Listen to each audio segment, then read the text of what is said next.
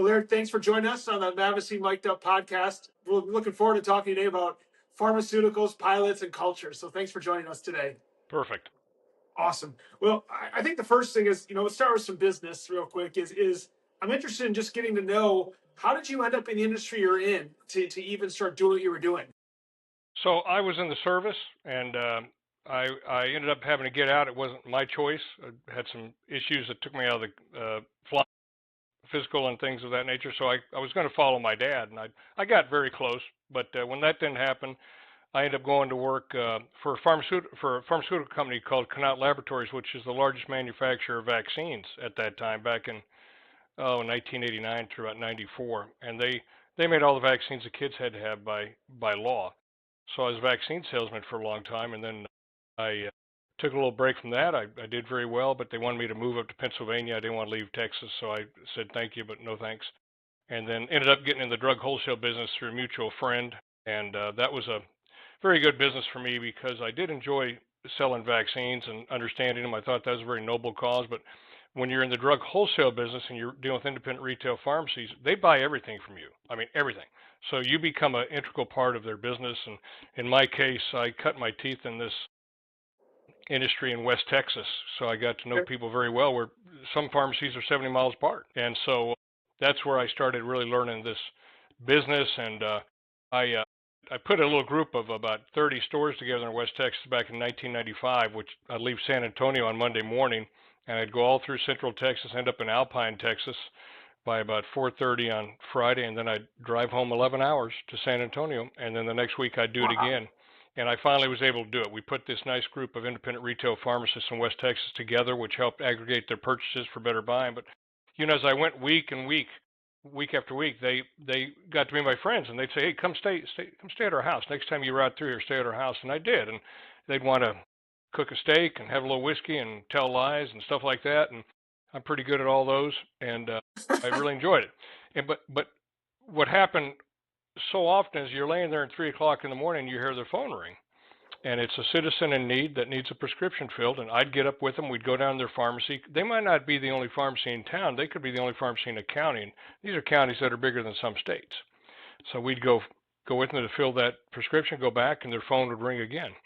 And my old fighter pilot dad, who always followed he was never in business. He was always a pilot, so he was fascinated by what I did. And he actually knew some of these people, and I'd sit there and talk to him and say, "These guys are something else, Dad. I mean, they're the mayor, they're the fire chief. They're getting up in the middle of the night, take care of their citizens' health. They pay taxes, they hire people. I mean, they're just salt of the earth people. They make a difference, they make things count." And he said, "Well, you better do everything you can to make sure you help them, because those are the type of people that we used to fight wars for, to make sure they had the ability to pursue the American dream and had the guts to go get it."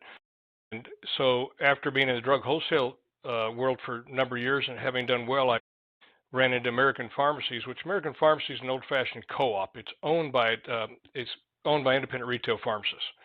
And we have members all over the United States. We started in Texas, and over the last 15 years, we've moved into about 42 states, because our value proposition is so unique. But what we're here to do, this organization is here to help our members buy better, which they do. We can, because it's billions of dollars worth of business, we can have economics that are very favorable and compete. But more important for us is we have the most dedicated, direct, and effective independent retail pharmacy government affairs team, because we have to go to the Capitol, and we got to fight these battles for these independent pharmacists for their business model, which is primarily against insurance companies.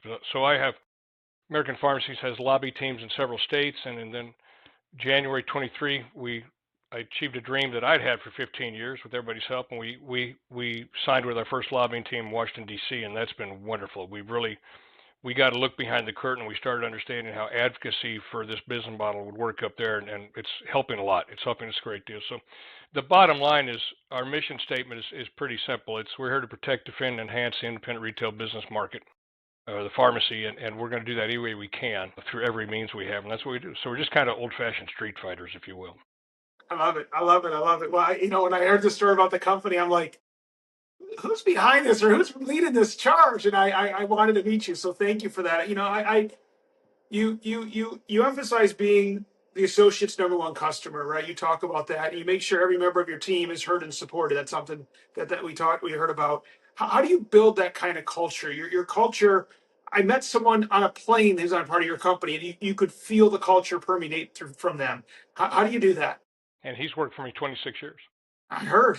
Right. Well, I'm a student and always have been of servant leadership, and my dad ties into this story quite well. He was the greatest leader I ever knew, and he just said, "Look, you want to lead people, and you want to help them. You've got to believe in them. You got to show them that they have potential, and you've got to hear them.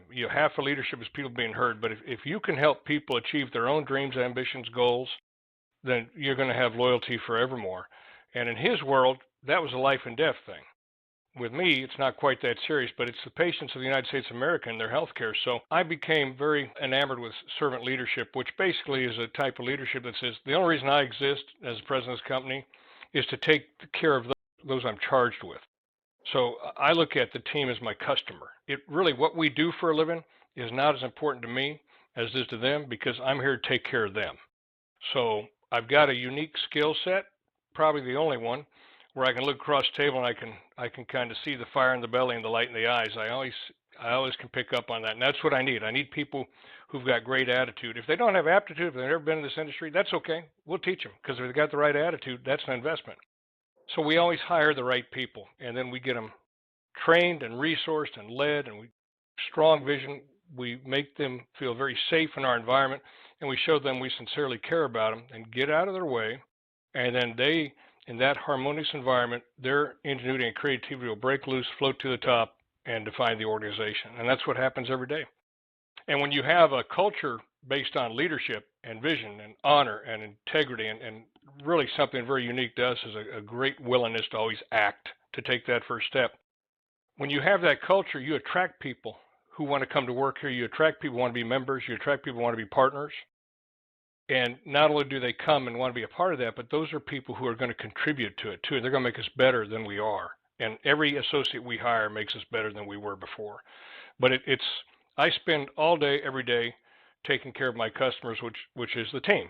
So, for instance, on the weekend, I have every department head send in a report: legal, marketing, sales, you name it. And I put together the president's report that I send out on Sunday afternoon. There'd be 30 pages with call notes and everything. And I send it to every associate. We have 34 associates. And I send it to every board member. I like to think we provide our board more information in a week than most boards get in a year. And then before I send out, I had a leadership quote or passage to it with all the business information below it. And then we get on the president's call on Monday at 8, usually goes an hour and a half, and we talk about that quote first. And I want people to relate that quote to them, because you really learn a lot about people. It can get very personal. Sometimes we never even get to business because people want to talk, and that's okay. So we do that, and then on Friday afternoon at 3:30, I have the president's call, the second one of the week, which is only 30 minutes, because as a servant leader talking to my customers, they have the right to know what I did for them all week. So Fridays at 3:30, I get on the call and I say, here's what I think I accomplished for the company this week. And I just go right through the list. They're accountable for their performance. I'm accountable for mine. But when people feel respected, properly trained, and they know you have their back, they're going to go out in the environment and they can't be swayed and they can't be pushed aside, because they have a conviction. They believe in why they're here, and they believe in the nobility of our mission statement. So it's a wonderful thing to watch. And we have what we call, I didn't term this, one of my guys did a couple years ago. The company's been very good at normalizing excellence. And to me, that means that our minimum acceptable performance level that we have of each other every day has got to be excellence per people looking in from the outside. So our normal day is excellence. So when we really hit one over the park, we've done something. That's awesome. And I will tell you, as someone who interacted with your team, I could experience everything you just talked about in a conversation, such that I said, tell me more about your company and who is the leader here. I want to meet him, right? Which led to this. And I can tell you, it permeates through it. It doesn't surprise me that behind that person talking to is that type of system that makes the organization so successful. So awesome. It's just awesome to hear. It's very cool. Let me ask you this. You've obviously had a lot of success, achieved some lifelong dreams. what still keeps you up at night? What about the business still challenges you or worries you? I am concerned and have been concerned and will be concerned going forward about the behavior, what I consider the un-American behavior of these PBMs. There's more in the news about these PBMs than there's ever been before. You know, Blue Cross, Blue Shield, Optum, these folks. They've really, I can't help but think they purposely have tried to put a lot of independent retail pharmacists out of business, and we've stepped right in the way for that. You know, they've got their own mail order pharmacies, so we were the leader in the country in helping to get legislation passed in various states, anti-steering legislation, where like CVS can't force you. You know, they own Caremark, they can't force you to go to CVS to fill that script like they used to. My biggest concern is making sure we're astute enough and we're close enough to the ground to understand what a fair playing field has to look like for independent retail pharmacy. And Gotcha. it's you just have to be on it, because these insurance companies are very wealthy. They have more lobbyists than I have employees and all that stuff. But we're winning. We're winning because the independent retail pharmacy industry has gotten smart in how we've approached this. And I know what we do at the state and federal level is making a difference. And there's others out there too. And you know, you talk about me being the leader here, and I appreciate that. But the real leaders are our board of directors at this organization. You know, back in 2002 in Texas, they saw that there was no independent retail pharmacy dedicated advocacy efforts in Austin. They said, well, we're going to form a company that does that. And that's what they did. And then over time, I got here in 2010. Over time, we took that value proposition that was so successful in Texas. We took New Mexico, and then Tennessee, and then Michigan, and then we are an organization that about 90% of our new business is referrals. So we go where our customers want to refer us to. You know, they're putting their names, personal reputations, professional reputations on the line. So that's where we go, and we're always going to do a good job. So it's been a good ride, and you know, we've quadrupled the dollars that go through the organization because of our membership since 2015 because of referral. That's awesome. Congrats. Thank you, sir. That's awesome. I as much as I want to keep talking about business, I can't help but keep staring what's behind you and all these airplanes back there. And I do know that you've mentioned your father a couple times, and he was a decorated Air Force pilot. Thank you for his and your service. And he shaped a lot of the views you said you had about leadership. What specific lessons from his service translate directly to you running your business today? That there's two things about leadership you never forget. You praise in public and condemn in private, and you need to really, the bedrock of your leadership, if you're going to be effective, has to be in humor. People have got to be comfortable. There's no better way to get people comfortable than have humor between them. So I've known a lot of my dad's men, because you know he was a young guy in World War II, and he led some of the first air attacks over North Vietnam. Later, he's a seasoned 3-war veteran fighter pilot by then.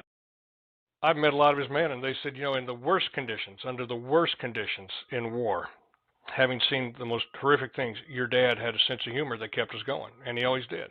And I asked my dad one day, and it's in this book I just finished writing about him. I asked him, I said, Dad, you know, at 20 years old, you saw the worst things that men can do to each other. He actually flew close air support in P-47s for Third Army for General Patton.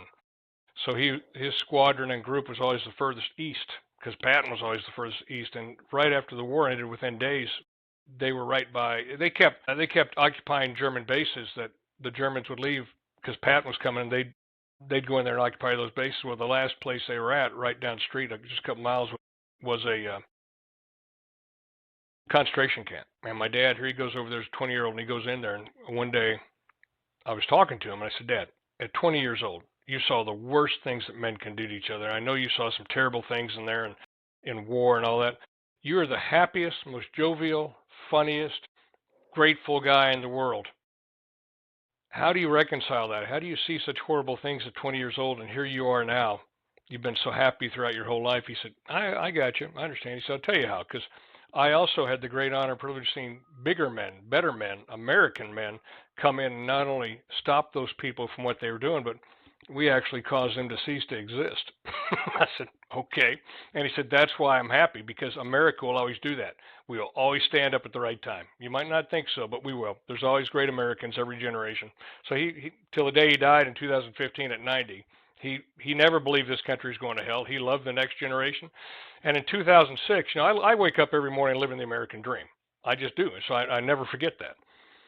So in 2006, I said, okay, I'm going to give back, and I know what I want to do. So I called him and said, I'm going to honor you. So what do you want me to do? He said, nothing. Don't spend your money on me. I said, no, I'm too late. So he said, well, if you're going to do it, find a way to have young Americans, as young as possible, touching, smelling, feeling, flying an airplane. I said, you got it. So I endowed the Les Leavoy Cadet Flight Indoctrination Program, which we just had our 19th year on that. And he was at that program for about the first 12 years. He loved it. And that helps two things. It helps keep my dad's name out there, but it also plays a small role in having the next generation of American aviation military leaders kick out. And it's a great thing to be a part of. And That's every awesome. year, including Where's this that last year. located at? It's in Arlington, Texas, right here Oh, in Fort okay. Worth. What's the Every youngest year, age? What's the youngest age? 16, because they can't solo younger than Okay. 16. Yeah, So 16. yeah, we go over here to Meacham Field. My endowment, we're tied to operator there that trains folks how to fly. So it's just down the street, and I get to go watch them solo. And then at the third Thursday evening in September of a year, we have everybody there to celebrate them. Their parents, they bring their pastors, they bring their coaches.